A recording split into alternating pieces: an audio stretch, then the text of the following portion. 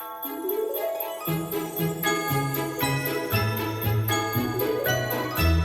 know I've known you for like a long time, upwards of 10 years, and I've known that more than that. Yeah, just a little bit more than that.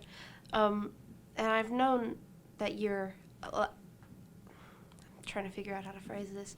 I know that you're a survivor of domestic violence. Yes. But I've never sort of known the story behind that. So when you entered into that relationship, what would you say were the first red flags? So Safe Homes has a saying that victims are beat down before they're beat up. And the beat down is the emotional, verbal, and mental abuse. At the time I met my abuser, I was a former Miss Augusta and a former Miss Southeast Georgia. So I had attended the Miss Georgia pageant twice.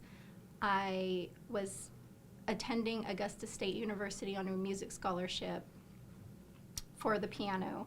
So I had all these things going for me. I met my abuser, and very slowly over time, he would use words to break down my self-esteem, my self-worth.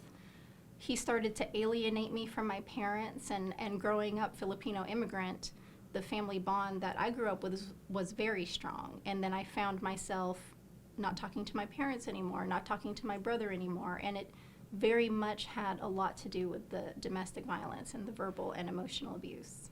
Mm-hmm. Were your parents, how worried were they? Because as you said, you they had weren't. A very strong They weren't, bond. because I never let them know. So many times people think, well, if my best friend was being abused, I would know. If my sister was being abused, I would know. You won't, because we are so ashamed. We're so ashamed that we let ourselves be put in that situation. We're so ashamed as to what the world will think of us. And there's a stigma associated with domestic violence victims and survivors.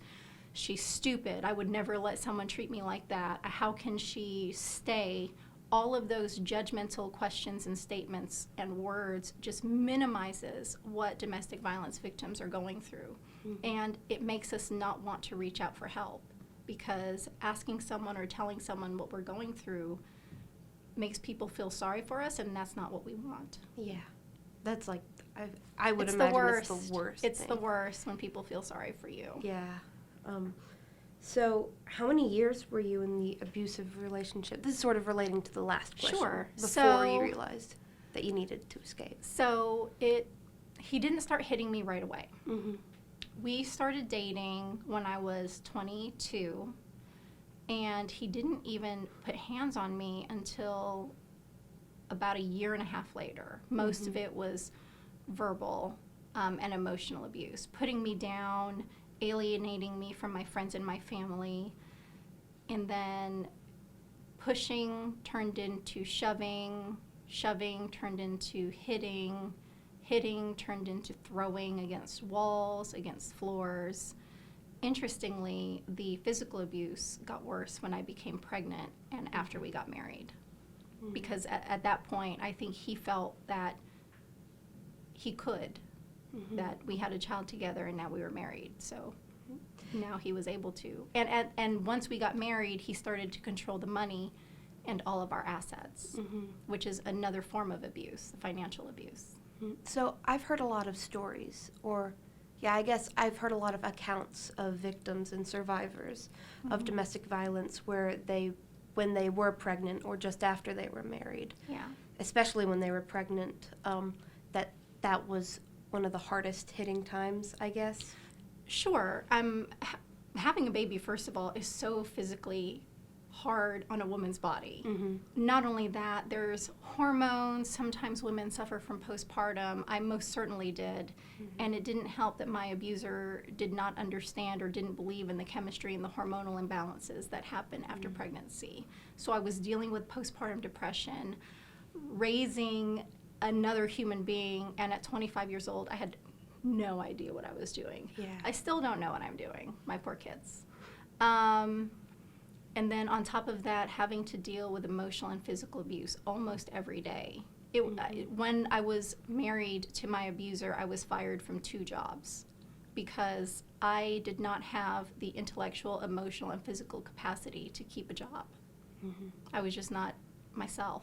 And a lot of victims and survivors of domestic violence will tell you that looking back, when they were in the relationship with their abuser, that was not who they were. They, like I said, Safe Homes has a saying, women are beat down before they're beat up. And I was beaten down to the point that I did not even recognize myself.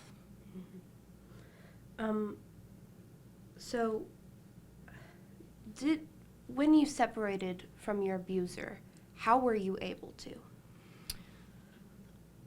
On August 23rd, 2007, my abuser physically attacked me, and the attack lasted between 20 and 30 minutes. A neighbor heard me screaming for help. That neighbor called the police, and he told the police that he can hear someone getting beat up, but he can't see them, and he thinks it's happening at at the house next door. And I don't even remember what we had gotten to an argument about. I remember that he picked me up off the bed, threw me on the floor. He kicked me in the stomach. He got on top of me, choked me, grabbed me by the head, and banged my head into the floor. And the whole time, our 1.5-year-old daughter was in the other room asleep. He punched me in the face. He punched me in the stomach. He threw me against a wall. He threw me against a window, and my body ended up breaking the window. I ran to a phone to call 911, and he snatched the phone from me and hit me in the head with the phone. At one point, I was able to get away from him because my daughter started crying, and I used that as an excuse to kind of get him to stop. And it was at that point, about 20, 30 minutes later, that a police officer knocked on the door. He didn't even ask me any questions. He just took one look at me, and I was swollen, covered in blood. My clothes were covered in blood, and he arrested my abuser on the spot. And then he took him away. I had to write down and recount the entire attack. I called my parents at 3 a.m, and they drove here from Jacksonville in record time. Once they got to the house, a friend of mine showed up and took me to the emergency room, and that was on August 23rd, 2007. Wow. So But here's what's interesting is when he was able to post bond, I took him back. Really? I did. And most victims do. So what people don't realize is when you're in the cycle of abuse and you're in the cycle of violence, and remember, I was financially trapped. So I'm married to this man. We have a child together. All the money is in joint accounts, so I can't even access the money. I was given an allowance every week for lunch or whatever I wanted to spend money on. Yeah. And so, yeah, I took him back because my child needed a father and I wanted to stay married. And we didn't even actually separate until several months later. Did you think that you would be stigmatized if you were not married, or that you would sort of be outcast? Yes, well, yeah.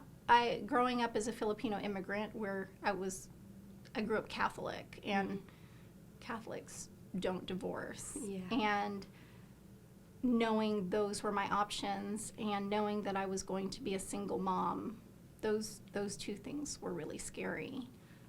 When I checked into the emergency room of University Hospital, it's amazing how the hospital and the county and the state authorities immediately step into action. I was checked in as a confidential patient. A social worker was called in. The police were called in. They took pictures of all my injuries. I was checked out by a physician. The social worker came. They had to contact the Department of Family and Children's Services because my daughter was present during the abuse. And that's how I got in contact with Safe Homes. And I remember after I had taken him back, and he he was living in the home with us, I had to go to an appointment at Safe Homes, which was mandated by the county. Yeah. And I was telling the liaison there, and I'll never forget, her name is Yasmin Thomas Goodwin, and she's since retired, but it was her words that after I told her that, you know, my abuser's going to go to anger management, we're going to go to marriage counseling, everything's going to be fine, we're going to get over this, she said, Goldei, that's great. But just remember, you don't want your daughter to grow up and think it's okay for someone to treat her that way. So once the narrative was no longer about me and about what my child is going to see, what kind of male role model she's going to have, what she thinks a marriage is going to look like, what she will allow someone to treat her, the way she will allow someone to treat her, that's when I realized that there needed to be some sort of change. That's powerful. Right? Yeah. When it's about your kids. Because, I don't know, there's something just about, like, it's something greater than you. So what are some resources that victims of domestic violence can use to stay safe during quarantine? Safe Homes is an absolute resource. They can go to their website, safehomesdv.org, or they can call confidentially just to ask questions, 706-736-2499. They have domestic violence advocates that will help them answer questions or direct them to resources. I think what a lot of people don't realize is when a domestic violence victim is trying to leave their abuser or trying to seek help, that is when they are in the most danger.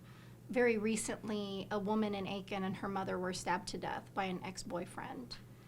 And you hear and see that all the time with domestic violence victims where they try to leave and they're killed, or they did leave and the ex found them. So for people to realize that when they say things like, well, why don't they just leave? It's a very dangerous time when they're trying to leave or putting a plan together to leave. That is a very dangerous time.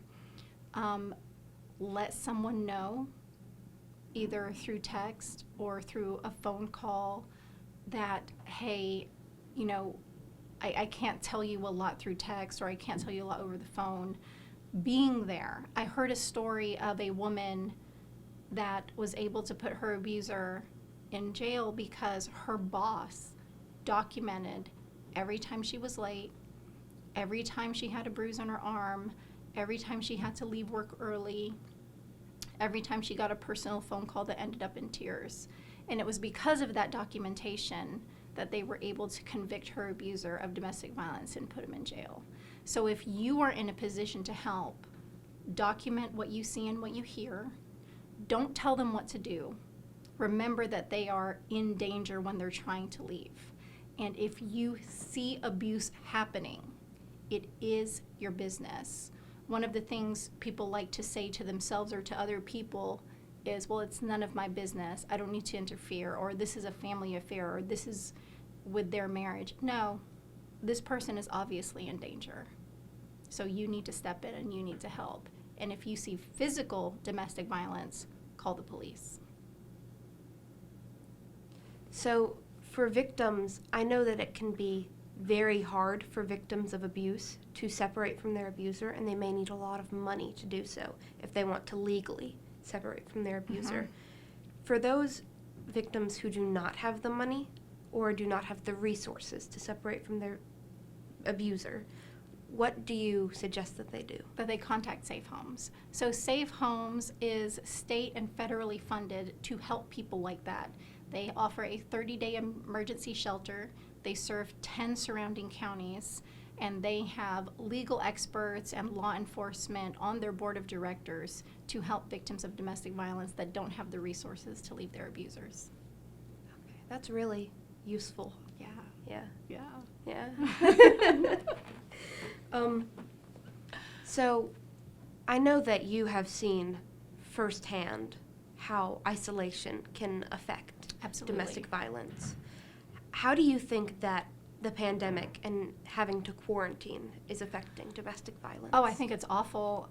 When I saw the press conference of Governor Kemp issuing the shelter in place, I remember getting a pit in my stomach, because knowing that financial stress attributes to abuse, knowing that victims are now trapped at home with their abusers when work or school was a respite for a certain number of hours in the day, and now they don't have that. I remember that Amy Hall, the executive director of Safe Homes, said to me that one of their shelter residents told her, if I had still been with my abuser during the shelter in place, he would have beat me every day, and no one would have known. Mm-hmm. Because remember, usually when you're home with your abuser not just controls the money, they also control your access to your phone, your access to a computer, to the internet, your communication with your family and your friends. So if you're sheltered in place or you're quarantined with your abuser, it's almost impossible to get help. So I really feel for the people that can't and are unable to get help during that time and during this time. And especially with the economy the way that it is and people losing their jobs, I can only imagine what the financial stress is doing to the victims of domestic violence. Do you think that people who may not have abused their spouses because of the stress that the quarantine and pandemic is putting them under, do you think that that has made the cases rise? There's actually less cases being reported because now people are stuck at home with their abusers. Now their phone is being monitored. Now they don't have someone at work to be an advocate. They don't have someone at school to say, hey, I'm going to go to the counselor or I'm going to call the police for you. So I think the cases are now decreased because they can't call for help. Do I think it's happening more? Yeah, absolutely. But now people can't get help, and they can't get a way to get help. So how can I and how can people like me support victims of domestic violence? By doing exactly what you're doing, by talking about it. I feel like domestic violence is a social issue that people shy away from because the issue itself is so uncomfortable. So it's kind of like a taboo. Right, because people don't want to talk about how uncomfortable it is and how, I mean, with me, like, how did someone like Goldei put themselves in that situation? How did she end up there? One of the worst things you could say to a survivor or a victim is, I would never let someone lay a hand on me, or I would never let that happen to me, or I would, if he laid a hand on me, I would do something back and leave. It's so very minimizing to those of us that have lived through it. It's so very minimizing to the victims that are living it every day, because I promise you they want to leave. But because of their children, or because the abuser is threatening their dog, or because the abuser has alienated them from their friends and their family, the cars are in their name, the house is in his name, you're married to this man. And if you married in a church, you made a promise to God for better or for worse. So for several reasons, victims don't leave their abuser. And if somebody comes to you about it, don't say, why don't you just leave? The best thing you can say is, okay, how can I help? How can we put a plan together to get you safe? What advice would you give to victims of domestic violence right now, whether it be physical, mental, emotional, psychological, financial? It's hard for me to give advice because I never want to tell someone to do or say something that would put them in danger. What I want to let them know is that you are not alone. And though you feel hopeless, there is hope. Though you feel helpless, there is help. And Safe Homes is there to help you. Jingle Jam 10K is there to help you. Visit safehomesdv.org, jj10k.com, or call 706-736-2499. And if you know someone or you witness someone being abused, please call 911. I just want to say thank you for taking the time Of course. to give answers and support to those who need it, and just for putting together this race in general. It means a lot to a lot of people. And I hope so. so you said that when you were abused, it was around 2007. Mm-hmm. What would you say to Goldie from 2007?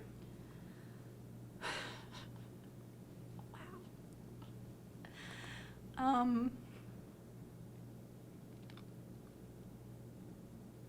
I would tell her to not be scared.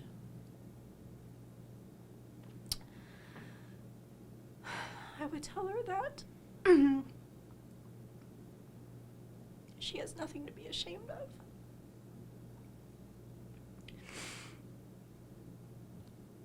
I would tell her that leaving her abuser is the best thing that will ever happen to her. Choosing a life that she wants to live with her daughter. Being able to show her daughter what a marriage should look like, what relationships should look like, what a healthy relationship should look like, and what is acceptable behavior in a relationship is what you're going to be able to show her. Letting her know that being a single mom is not as scary as it sounds, that I was able to work 2 jobs and finish my college degree. I would tell Goldie in 2007 that you're going to create something with your friends that's going to have a lasting impact on so many people and bring so much joy from so much sorrow. And that's what I would tell her.